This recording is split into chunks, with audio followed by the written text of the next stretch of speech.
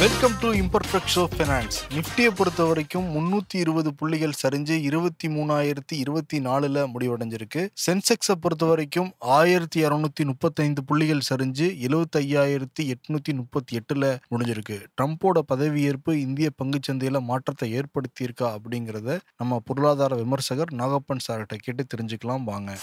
Sir வணக்கம். வணக்கம் CP. Trump பதவி ஏத்திருக்காரு. இங்க நிப்டி சென்செக்ஸ் கீழே விழுந்திருக்கு. அதுக்கு சம்பந்தப்படுத்திக்கலாமா இல்ல இயல்பானதுதானா? அது இல்ல, இது இயல்பானதுதான். அதாவது தொடர்ந்து 2-3 நாட்கள் ஏறிச்சு பார்த்திருப்பீங்க போன வாரம். அதுக்கப்புறம் இப்போ ஒரு கரெக்ஷன் இருக்குதான் நம்ம பாக்குறோம். நம்ம இறங்கினதுக்கு அப்புறம் ஒரு காரணத்தை தேடும் சந்தை. அதுக்கு ஒரு காரணமாக இன்னைக்கு ட்ரம்ப் அமைஞ்சிருக்காரு. இல்லைனாலும் சந்தை நம்ம தொடர்ந்து சில மாதங்களாக சொல்லிட்டு இருக்கிறது இறங்கும் முகத்துல தான் இருக்கு. அது ஏறினாதான் ஏன் ஏறுதுங்கிற இப்ப கேள்வி வருமே தவிர இறங்குறதுக்கு எந்த விதமான கேள்வியும் வர்றதுக்கு வாய்ப்பு இல்லை. ஏன்னா மீன் ரிவர்சல்னு சொல்லுவோம், அல்லது ரிவர்சல் டு மீன் சொல்லி ஒரு நியாயமான விலையை நோக்கி சந்தை சென்று கொண்டு இருக்கிறது தான் பார்க்கப்படுகிறது. இன்ஃபேக்ட் இன்னைக்கு பாத்தீங்கன்னா சென்செக்ஸ்ல 1200 புள்ளிகளுக்கு மேல இறங்கி இருக்குது.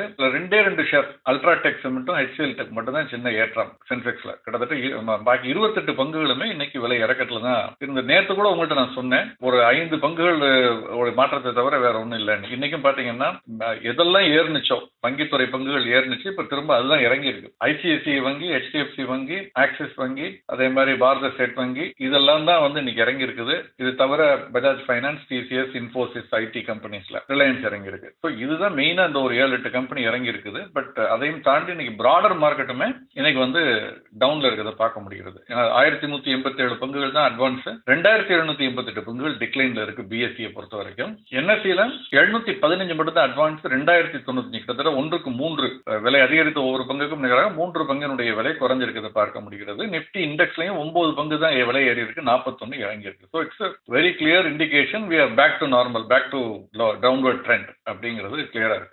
அதே பார்டர் மார்க்கெட்ல அப்பர் சர்க்கியூட் 91, லோயர் சர்க்கியூட் 90 NSEல சரிசமமா நிக்குதுங்களே சார் ரெண்டுமே? ஆமா, அது ரெண்டும் இருக்கு. 52 வீக் லோ பாத்தீங்கன்னா ஹை 26, பட் லோ 58 அங்க இருக்கிறத பார்க்க முடிகிறது. NSEலயுமே பாத்தீங்கன்னா 52 வீக் ஹை 103, லோ 67 நாளும் அது ரொம்ப இல்லிக்விடான ஸ்டாக் தான் BSEல ஜென்ரலா இருக்கும். அதனால அதை நம்ம ரொம்ப கணக்கில் எடுத்துக்க வேண்டியதில்லை. நீங்க சொன்னீங்க சார் 23,500க்கு கீழே சில நாட்கள் இருந்தாலே பேரிஷ் மார்க்கெட் தான் அப்படின்னு. ரொம்ப நாட்கள் அப்படிதான் இருக்கு. இப்ப நம்ம பேரிஷ் மார்க்கெட்டுக்குள்ளதான் இருக்கோமா? என்னுடைய இது ஒரு தொடக்கம் தான் நான் நினைக்கிறேன். ஒரு மேஜர் ஈவெண்ட் 2 ஈவெண்ட். ஒன்னு ட்ரம்ப்னுடைய பதவி ஏற்புங்கிறது. பட் அதை விட ரொம்ப முக்கியமான ஒரு விஷயம் நம்ம பட்ஜெட் இன்னும் ஒரு 10 நாள்ல இருக்கு. அதனால என்னால இப்போதைக்கு அதை உறுதியாக சொல்ல முடியல. பட்ஜெட்ல ஏதாவது ஒரு மேஜர் அனௌன்ஸ்மெண்ட்ஸ் எல்லாம் இருந்தா இந்த ட்ரெண்ட் அப்படியே மாறுவதற்கான வாய்ப்பு இருக்கு. அதர்வைஸ் ஒரு நார்மல் சிச்சுவேஷன்ல it's a clear indication bull market is clearly over and it's the beginning of a temporarily, at least for a short term, ஒரு bear marketக்கான ஒரு தொடக்கம் தான் நான் நினைக்கிறேன். அது bear marketனு சொல்றதை விட ஒரு sideways and downward trend for some times அப்படிதான் இருக்கும்னு நான் நினைக்கிறேன். குறிப்பா ட்ரெண்டை பத்தி சொல்றது, ட்ரெண்ட் அது 6% நீங்க கம்மியா இருக்கு. ஏதாவது ஸ்பெசிபிக் ரீசன் இருக்குங்களா சார்? குறிப்பிட்டு சொல்லும்படியான காரணங்கள் எதுவும் இல்லை. பட் எல்லாமே ஏறினது எதெல்லாம் அதிகமாக அதிகரித்ததோ அது எல்லாமே இறங்கி இருக்கிறத இன்னைக்கு நான் பாக்குறேன். ட்ரம்ப் பதவி ஏத்துக்கிறது இந்தியாவுக்கு சாதகமா அல்லது பாதகமா? ஏன்னா டாரிஃப் எல்லாம் போடுவேன்னு திரும்பி பயமுறுத்தி இருக்காரு. இது ஒரு ஸ்ட்ரைட் ஃபார்வர்டா பிளாக் அண்ட் ஒயிட் சொல்லக்கூடிய ஒரு பதில் கிடையாதுனால யாராலையும் சொல்ல முடியாது. என்ன காரணம்னா, ஒன்று அவருடைய நேச்சர், அவருடைய பிஹேவியர் எப்படி இருக்கும். 2017 அப்ப சொன்னதை இப்ப மாத்தி சொல்றாரு. அவர் கிரிப்டோக்கு எகென்ஸ்டா இருந்தாரு, இப்ப கிரிப்டோக்கு ஆதரவா இருக்காரு. அப்புறம் பல விஷயங்கள் இந்த மாதிரி அவர் சொன்னதை செய்யாம இருந்திருக்காரு, அப்புறம் சொல்லாம செஞ்சிருக்காரு பல விஷயங்கள். So very difficult. இன்னொரு விஷயம், அவர் சொல்லியிருக்கிறது இப்போ ஒரு பக்கம் சைனாவுக்கு எதிராக அவர் பேசினாலும் பிரிக்ஸ் நாடுகளுக்கு எதிராக ஒட்டுமொத்தமாகவும் அவர் பேசியிருக்காரு. பாத்தீங்கன்னா, நான் இது விளையாட்டுக்கெல்லாம் சொல்லல, நான் ரொம்ப சீரியஸா சொல்றேன். Mean it. 100% டாரிஃப் உங்க மேல நான் போடுவேன். டாலரைசேஷன் பண்ணா, டாலருக்கு எதிராக நீங்கள் ஒரு கரன்சியை உருவாக்குவ முயற்சியில் இறங்கினா நான் உங்க எல்லா ப்ராடக்ட்டுக்கும் 100% போடுவேன்னு சொல்லியிருக்காரு. ஆனா அது நடைமுறையில் சாத்தியமானு பார்க்கணும். அப்படி போட்டாருன்னா என்ன, அவர் பெரும் உற்பத்தி இந்த நாடுகளை நம்பித்தான் அவருடைய இறக்குமதி இருக்குங்கிறப்போ, அப்ப அதுல அவருடைய விலைவாசி அதிகரிக்கும், இன்ஃபிளேஷன் அதிகரிக்கும். அதையும் மீறி அவங்க இறக்குமதி பண்ணா அதுக்கு ஆல்டர்னேட் என்ன பண்ண போறாரு, வேற எந்த நாட்டில் பண்ண போறாருங்கிறத பொறுத்திருந்து பார்க்கணும். அவருடைய இந்த உற்பத்தி அந்த நாட்டுக்கு தேவையானதெல்லாம். ரெண்டாவது, இந்தியா டாலரைசேஷன் இல்லாம ருப்பியை போக்கஸ் பண்ணாங்கன்னு வச்சுங்க. என்னுடைய ரூபாய் கரன்சி பல இடங்கள்ல அக்செப்ட் ஆகணும். அதுக்கு நான் ஒர்க் பண்றேன்னு சொன்னா கூட ஐ திங்க் ட்ரம்போடைய ஒரு தாக்குதல் அதிகமா இருக்காது. ஒரு குழுவாக சேர்ந்து டாலரைசேஷன் பண்ணும் பொழுதுதான் அவர் அதில் இரிட்டேட் ஆகி ரொம்ப சொல்றதா தெரியுது. சோ நாடுகளை இது ஒரு கவுண்டர் மெஷர் நீங்க பார்க்கணும். இன்னைக்கு ட்ரம்ப் பதவி ஏற்ற பிறகு இந்த ஸ்டேட்மெண்ட்ஸ் எல்லாம் விட்ட பிறகு, ஏன்னா அவர் நான் மெக்சிகோ, கல்ஃப் ஆஃப் மெக்சிகோவை கல்ஃப் ஆஃப் அமெரிக்காங்கிறாரு. கனடாவை இந்திய அமெரிக்காவுடைய 51வது ஸ்டேட்டா இப்போ சேர்க்கலாம் அப்படிங்கிற மாதிரிலாம் கருத்து சொல்லியிருக்காங்க. பனாமாவையும் நான் அமெரிக்காக்குள்ள கொண்டு வருவேன்றாரு. சைனோட ஆதிக்கம் மறைமுகமா இருக்கு அப்படின்னு சொல்றாரு. பனாமா கால்வாயை வந்து நாங்க பனாமா நாட்டுக்கு தான் கொடுத்தோம், சைனா இன்னைக்கு பண்ணிட்டு இருக்கு, நாங்க அதை கண்ட்ரோல கொண்டு வந்துருவோங்கிறாரு. ஸோ இதுக்கெல்லாம் பிறகு பாத்தீங்கன்னா புட்டின் இப்ப என்ன சொல்லியிருக்காருன்னா, நாங்க வந்து சீனாவோட எங்களோட நல்லுறவை மேலும் புதுப்பித்து அதை மேலும் வளர்த்து ஸ்ட்ரெங்தன் பண்ணிக்குவோம்னு சொல்லியிருக்காரு. இது ஒரு அடுத்த ஓரிரு வாரங்கள் கொஞ்சம் கவனமாக பார்க்க வேண்டிய ஒரு வாரம் பொலிட்டிக்கலா அண்ட் அதனுடைய தாக்கம் பொருளாதாரத்துல இருக்கும் நான் நினைக்கிறேன். ஒரு பக்கம் பாரதி ஏர்டெல் பஜாஜ் டைப் வந்து நடந்திருக்கு. எதனால சார் இந்த டைப் வந்து நடந்திருக்கு? இதனால சந்தையில எந்த மாதிரி மாற்றங்கள் வந்து ஏற்படும்?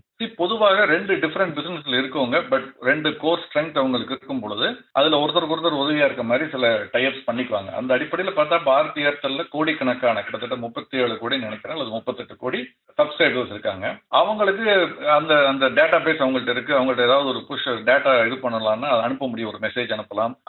அதே மாதிரி இவங்க பஜாஜுக்கு பாத்தீங்கன்னா ஆயிரக்கணக்கான ஃபீல்ட் ஏஜென்ட்ஸ் இருக்காங்க, டிஸ்ட்ரிபியூஷன் பிரான்ச்சஸ் இருக்கு, நிறைய லோன் ப்ராடக்ட்ஸ் இருக்கு அவங்கள்ட்ட. ஸோ அதை விற்கணும், அவங்களுக்கான தேவை அது. ஸோ ஏர்டெல் தேங்க்ஸ் ஆப் மூலமாக இதை வந்து அவங்க செய்ய போறதா சொல்றாங்க. ஸோ ஒருத்தருக்கு ஒருத்தர் win win situation for both அப்படின்னு சொல்றாங்க. அவங்களுடைய கடன் அது சம்பந்தமான ப்ராடக்ட், லோன் சம்பந்தமான இதெல்லாம் இது மூலமா விற்க போறதா சொல்றாங்க. என்ன ஒன்னே இனிமையா அடிக்கடி ஸ்பாம் அந்த இதெல்லாம் வருது இல்லையா, கால்ஸ் நமக்கு ஏர்டெல்லே சொல்றாங்க. ஒருவேளை பஜாஜ்ல இருந்து வந்து அதை சொல்ல மாட்டாங்கன்னு நினைக்கிறேன், அந்த மெசேஜ் வராதுன்னு நினைக்கிறேன். பெனிஃபிட்டான ஒரு மேட்டர் தான்.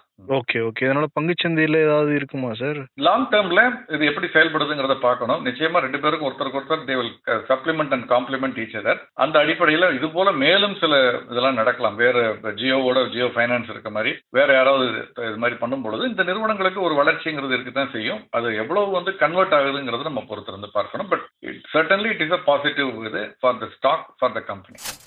அதே மாதிரி மாதவி புரிபுச் செபியோடைய தலைவர் ஏதோ புது பிளாட்ஃபார்ம் நான் உருவாக்க போறேன் அப்படின்லாம் சொல்லிட்டு இருக்காங்க. அது என்ன சார் அது ஐபிஓ புது பிளாட்ஃபார்ம்? அதாவது இப்ப நீங்க ஐபிஓ அலர்ட் ஆகி நம்ம அது பங்குச்சந்தையில பட்டியலிட நம்ம அக்கௌண்ட்ல கிரெடிட் பண்ணிடுறாங்க. அதுக்கு பிறகு பங்குச்சந்தையில் அது பட்டியலிடப்பட்டு நம்ம விற்கணும்னா ஒரு 2-3 நாட்கள் ஆகிறது, 4 நாட்கள் கூட ஆகுது. அது அந்த டயத்துக்குள்ள கிரே மார்க்கெட் பிரீமியம்னு சொல்லி அந்த பங்கினுடைய விலையை அதீதமாக ஏற்றுவது இறக்குவது ஒரு இன்ஃபார்மல் ஒரு வாட்ஸ்அப் பிளாட்ஃபார்ம் மூலமாக எல்லாம் பண்றதெல்லாம் நடக்கிறதா நிறைய குற்றச்சாட்டுகள் சமீப காலமாக வருகிறது. நிறைய சாதாரண சாமானிய முதலீட்டாளர், உங்களுக்கு தெரியும், நம்ம கமெண்ட்ஸ்ல போய் பாத்தீங்கன்னா ஜிஎம்பி எப்படி கண்டுபிடிக்கிறதுன்னு தான் கேட்கறாங்க. அதெல்லாம் மிகப்பெரிய முதலீட்டாளர்கள், ஒரு ஸ்பெகுலேட்டர்ஸ், ரிஸ்க் எடுக்கிறவங்க பண்ண வேண்டியது. சாமானிய முதலீட்டாளர்கள் அளவுக்கு இந்த ஜிஎம்பி அல்லது கிரே மார்க்கெட் பிரீமியம்ங்கிறது போனதுனால இதை தடுப்பதற்கு அவங்க என்ன சொல்றாங்கன்னா, பங்குச்சந்தையில சட்டத்திட்டங்களுக்கு உட்பட்டு பட்டியலிடுவதற்கு ஒரு 3-4 நாட்கள் ஆகும்னா ஷேர் அலாட் ஆனதுல இருந்து அந்த 3-4 நாட்களுக்குள்ள ஒரு ட்ரேட் பண்றதுக்கு ஒரு பிளாட்ஃபார்ம் நாங்க வந்து பண்றோம் அப்படின்னு சொல்றாங்க. பட் இதெல்லாம் எவ்வளவு தூரம் நடைமுறையில் சாத்தியம்? 2வது செக்யூரிட்டிஸ் கான்ட்ராக்ட் ரெகுலேஷன் ஆக்ட் படி இது வந்து எவ்வளவு தூரம் பர்மிட்டட் அவருக்கு தெரியாம சொல்ல மாட்டாங்க. பட் அது எப்படி அது சாத்தியம்ங்கிறது எனக்கு தெரியல. எனக்கு தெரிந்த வரைக்கும் இதெல்லாம் மேற்கொண்டு ரொம்ப பிரச்சனைக்கு வழிவகுக்க கூடாது. ஏன்னா இதுல வந்து ஏதாவது தவறு நிகழ்ந்தால் அதுக்கு யார் பொறுப்பு, அது செட்டில்மெண்ட் எப்படி நடக்கும், எல்லாமே அவங்க யோசிச்சு தான் சொல்லுவாங்கன்னு நினைக்கிறேன். பொறுத்திருந்து பார்க்கலாம். ஏன் சார் இந்த அவசர சூழல்ல இது ஒரு 4 நாள் கூட பொறுத்து இருக்க மாட்டாங்களா எல்லாருமே? அப்ப எல்லாம் அப்படி நடந்துட்டு இருந்தது. இல்ல, அதுதான் ஆச்சரியமா இருக்கு எனக்கு. என்னன்னா 90கள் எல்லாம் பாத்தீங்கன்னா வந்து இந்த ஐபிஓ வந்து அது ஓபன் பண்ணி வச்சிருக்கதே 1 வாரம் 2 வாரம் ஓபன் பண்ணி வச்சிருப்பாங்க. அதற்கப்புறம் பாத்தீங்கன்னா அது அலாட்மெண்ட் வர்றதுக்கு சில நாட்கள் ஆகும், அப்புறம் லிஸ்ட் ஆகிறதுக்கு சில நாட்கள் ஆகும், சில நாட்கள் சில வாரங்கள் சில மாதங்கள் 2-3 மாசம் ஆகும் அந்த பங்குச்சந்தையில பட்டியலிடப்படுவதற்கு அல்ல ஐபிஓ ஆரம்பிச்சதுல இருந்து. அதெல்லாம் பொறுத்துதான் வந்து ஏன்னா நீண்ட கால முதலீட்டாளர்களாக இருந்தாங்க. இன்னைக்கு வந்து முதலீட்டாளர்கள் ஐபிஓல அப்ளை பண்ணணும், நேற்று அப்ளை பண்ணி நாளை மறுநாள் லிஸ்ட் ஆன உடனே வித்துட்டு வந்துடணும் அப்படிங்கிற லெவல் இருக்கிறதுனால இந்த 3 நாட்கள் கூட இது வந்து does not reflect well on the entire ecosystem. நான் முதலீட்டாளர்களை மட்டும் பிளேம் பண்ண மாட்டேன். என்டையர் ஈகோ சிஸ்டமே வந்து இந்த மாதிரியான ஒரு செட்டப்ல இருக்குது வந்து இண்டஸ்ட்ரியலைசேஷனுக்கு நல்லதில்லை. ஏன்னா இந்த மூலதனம் திரட்டப்படுவதுங்கிறது வந்து ஒரு தொழில் நடத்துவதற்காக, விரிவாக்க பணிகளுக்காக, அந்த மாதிரி விஷயங்களுக்கு தானே தவிர பெரும்பாலும் ஆஃபர் ஃபார் சேல் தவிர மற்றதெல்லாம் பாத்தீங்கன்னா not for speculative purpose. So ஸ்பெகுலேஷனுக்கு தான் டெரிவேட்டிவ்ஸ் இருக்கு, F&O இருக்கு. அதனால இது வந்து ஒரு சரியான போக்கு இல்லைன்னு தான் நான் நினைக்கிறேன். ஓகே. ஆனா அப்பெல்லாம் உங்களுக்கு வந்து இப்ப ஐபிஓனா அங்க தட்டி பாத்துறோம் ஃபுல் ஆயிடுச்சா இல்லையா அப்படின்னு.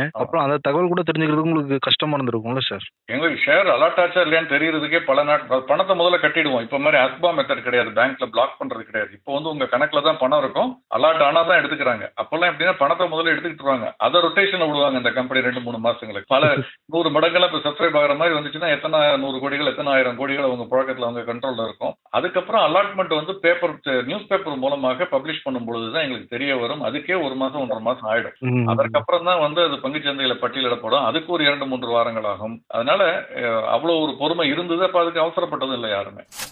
இன்னொரு செய்தி நீ அனுப்பிச்சிருந்தீங்க, ரொம்ப இன்ட்ரெஸ்டிங்கா இருந்துச்சு. சாதாரண ஒரு ஊழியர் வந்து சிஇஓ அளவுக்கு சம்பளம் வாங்கணும், அந்த ஏர்னிங் வரணும்னா 500 வருஷம் ஆகும்லாம் போட்டிருந்தீங்க.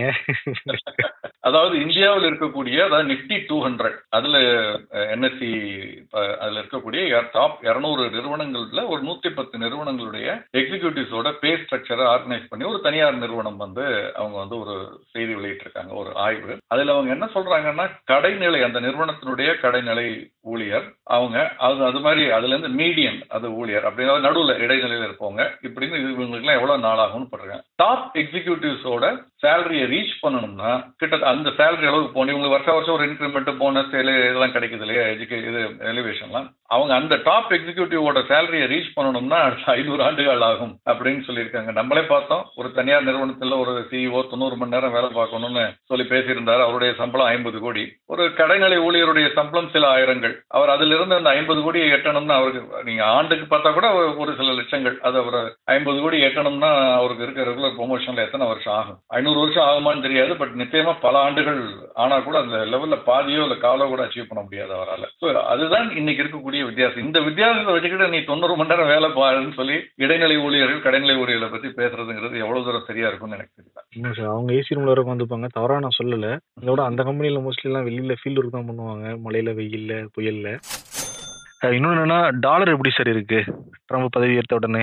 டாலர் ஒன்றும் பெரிய சேஞ்சஸ் இல்லை, சின்ன வீக்னஸ் கூட சொல்லலாம். இன்னைக்கு பாத்தீங்கன்னா 110 வரைக்கும் இருந்துச்சு போன வாரம், அப்புறம் 109 நேற்று. இன்னைக்கு பாத்தீங்கன்னா 108.7 அப்படின்னு வந்திருக்கு. ஸோ சின்ன வீக்னஸ் இருக்கு. அது என்னன்னு தெரியல. டாலர் மட்டும் இல்ல, கிரிப்டோவுமே பாத்தீங்கன்னா வந்து அந்த செய்திக்கு முன்னால அவர் பதவி ஏற்பதற்கு முன்னால பெரிய ஆட்டம் போட்டது. அது 110 வரைக்கும் போனுச்சு. இப்போ இன்னைக்கு பாத்தீங்கன்னா திரும்ப நேற்று லேட் ஈவினிங்கும் இன்னைக்கும் பாத்தீங்கன்னா 103 $1,03,000 வந்துருச்சு. ஸோ பெரிய ஏற்றம் இல்லை. இன்னும் சொல்ல போனா இறக்கத்துல இருக்கு. டாலரா இருக்கட்டும், கிரிப்டோ கரன்சியா இருக்கட்டும். அது மட்டுமல்ல, கச்சா எண்ணெய் கூட $75 கிட்ட வந்துருச்சு. தங்கத்தினுடைய விலையில பெரிய மாற்றம் இல்லை, வெள்ளியினுடைய விலையுமே பெரிய மாற்றம் இல்லை. ஸோ அட்டென்ஷன் வந்து இப்போ கம்ப்ளீட்டா வந்து ஷிஃப்டா இருக்குது வந்து யூஎஸ் மார்க்கெட். நேற்று மார்ட்டின் லூதர் கிங் அவருடைய நேற்று வந்து அமெரிக்க பங்குச்சந்தை விடுமுறை கிடையாது. ஒரு முக்கியமான நாள்ல நம்ம வந்து பட்ஜெட் அன்னைக்கு கூட பங்குச்சந்தையை வைக்கிறோம். அங்கு வந்து நேற்று ஒரு புதிய கொள்கைகள் பல இது அறிவிப்பதற்கான வாய்ப்புகள் இருக்கு. புதிய அதிபர் பதவி இருக்கிறாரு. ஆனால் அங்கு வந்து பங்குச்சந்தை நேற்று விடுமுறை. அதனால இன்னைக்கு வந்து இதனுடைய தாக்கம் முழுவதும் பங்குச்சந்தை அமெரிக்க பங்குச்சந்தையில் இருக்குங்கிறதுனால ஆல் ஐஸ் ஆர் ஆன், எல்லாமே ஃபோக்கசிங் ஆன் அமெரிக்க பங்குச்சந்தை. இன்று மாலை நம்ம நேரப்படி 8 மணி இன்று மாலை ஓபன் ஆகும். அப்ப எப்படி இருக்கு அப்படிங்கறத பொறுத்துதான் நம்ம நாளை நம்முடைய பங்குச்சந்தையுடைய போக்கு நமக்கு தெரிய வரும். சிறப்புங்க சார், நிறைய தகவலை ரொம்ப சுவாரஸ்யமா வந்து நீங்க சொல்லியிருந்தீங்க. Thank you sir. நாளைக்கு டிஸ்கஸ் பண்ணுவோம் சார், அமெரிக்க பங்குச்சந்தை இந்தியா பங்குச்சந்தை எதிரொலிச்சுதா இல்லையா அப்படின்னு. நன்றி sir, thank you so much sir. Thank you sir. மேலும் நானே விகடன் யூடியூப் சேனல்ல வரப்போற பிசினஸ் மற்றும் பினான்ஸ் சம்பந்தமான வீடியோக்களை உடனே பார்க்க இந்த வீடியோ கீழே உள்ள சப்ஸ்கிரைப் பட்டனை கிளிக் பண்ணுங்க அண்ட் மறக்காம அந்த பெல் ஐக்கனையும் கிளிக் பண்ணிடுங்க.